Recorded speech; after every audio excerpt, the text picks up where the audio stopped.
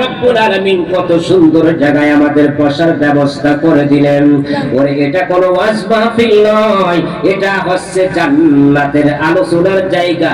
এখানে আলোচনা যারা শুনতে যা করবে তাদের জায়গা আল্লাহ পাক জান্নাতুল ফেরদাউসের ব্যবস্থা করে দিবে। এ নবীর উম্মতের দল, হাফেজে কুরআন কাজী আবু বকর তিনি বাড়িতে যেতে চান, সেই জায়গার লোক বলে কোরআনের পাখি আমরা পেয়েছি, কোরআনের খাদেম আমরা পেয়েছি, আপনাকে আমরা ছাড়তে রাজি নই। জীবনের বিনিময় যদি আপনাকে রাখতে হয়, টাকা পয়সা দিয়ে যা করে হোক আপনাকে রাখতে হয়, আপনাকে আমরা খতিব হিসাবে আপনাকে আমরা রেখে দিলাম, আপনাকে আমরা যেতে দিব না। তিনি বলেন ঠিক আছে, যখন কোরআনের জন্য আপনাদের খেদমতে যখন থাকতে আমাকে বলেছেন তাহলে আমি রাজি আছি, আমি থেকে গেলাম। ইমামতি তিনি করতেছেন, খতিবগিরি তিনি করছেন। কিছুদিন পর ইয়াং ছেলে আল্লাহর কোরআনের হাফেজ কাজী আবু বকর তিনি ইমামতি করতেছেন, খতিবগিরি তিনি করতেছেন। করতে করতে বেশ কিছুদিন যখন চলে গেল, আল্লাহ পাকের আশিক বান্দা যখন তিনি খেদমত করতেছেন মসজিদের, মানুষ তার কাছে আসে মাসলা মাসাইল শিখে, কোরআনের তেলাওয়াত শিখে। কিছুদিন পর তার মুসল্লিরা বললেন, হুজুর বিয়াদবি মাফ করবেন, যদি আপনাকে একটা কথা বলতে চাই। বলেন।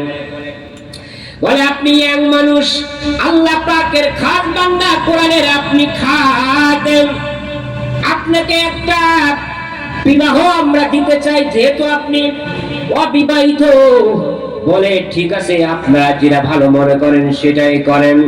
বলে আমাদের এখানে একটা আল্লাহ পাকের খাস ওলির একটা মেয়ে আছে, সুন্দরী, তিনিও কোরআনের হাফেজ আলেমা। যদি আপনি রাজি থাকেন তাহলে তার সঙ্গে আপনার বিবাহটা আমরা পড়ায় দিই। আল্লাহর গোলাম তিনি বলেন আপনারা যেটা ভালো মনে করেন সেটা করেন। মুসল্লিরা সিদ্ধান্ত নিলেন, বলে ঠিক আছে। আল্লাহ পাকের খাস বান্দির কাছে খবরটা তার কানে পৌঁছায় দিলেন মহিলাদের দিয়া।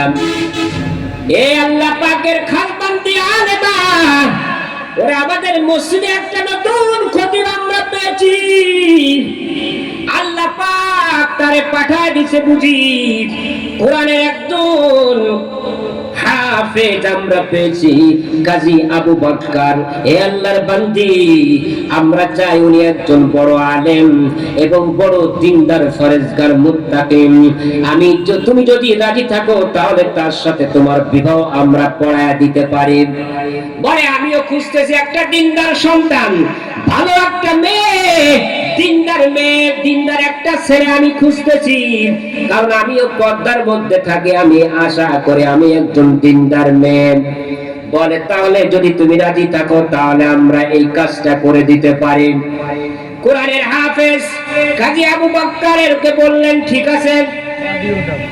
মুসল্লিরা মিলে আল্লাহর ওই কোরআনের হাফেজকে ওই দিনদার আলেমার সঙ্গে বিবাহ যখন কাজ সম্পূর্ণ হয়ে গেল, যখন